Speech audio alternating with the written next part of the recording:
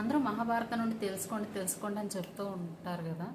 అసలు మీకు ఈ డౌట్ వచ్చే ఉంటుంది, అసలు మహాభారతం జరిగిందా, లేదా మంత్రాస్కి నిజంగా అంత పవర్ ఉంటుందా, అండ్ శాపాలు అన్నవి నిజంగా ఫలిస్తాయా, ఇలా చాలా డౌట్స్ వస్తూ ఉంటాయి మీకేమో. కానీ నాకైతే చాలాసార్లు వచ్చాయి.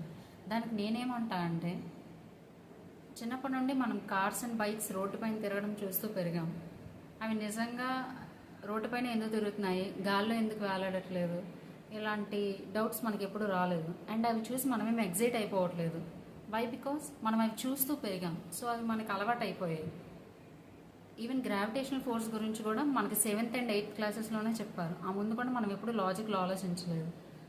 సో ఇక్కడ ఇంపార్టెంట్ థింగ్ ఏంటి అంటే, అసలు మహాభారతం జరిగిందా లేదా అన్నది పక్కన పెడితే, అది మనం బెటర్ లైఫ్ని లీడ్ చేయడానికి మాత్రం డెఫినెట్గా యూజ్ అవుతుంది. ఇది నేను సెల్ఫ్గా ఎక్స్పీరియన్స్ చేశాను. మీరు ఇది నమ్మొద్దు, just right. Don't believe anything blindly, just right. ఇలా ఇక్కడ నేను జరిగిందా లేదా అని అన్నానని చాలామందికి నచ్చకపోవచ్చు. బట్ బేసిక్గా మన మైండ్ సెట్ అలానే ఉంటుంది. దేనికైనా కానీ ప్రూఫ్ ఉంటే కానీ నమ్మము. I use to be that always.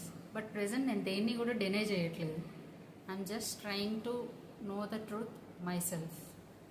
ఇలా ఓపెన్గా ఉండటం వల్ల మనకు చాలా కొత్త విషయాలు తెలుస్తాయి. అండ్ మనం ఎప్పటి నుండో కరెక్ట్ అన్నవి కూడా చాలా రాంగ్ అని తెలుస్తాయి. Just don't deny anything and allow everything. You'll know better, you'll feel better.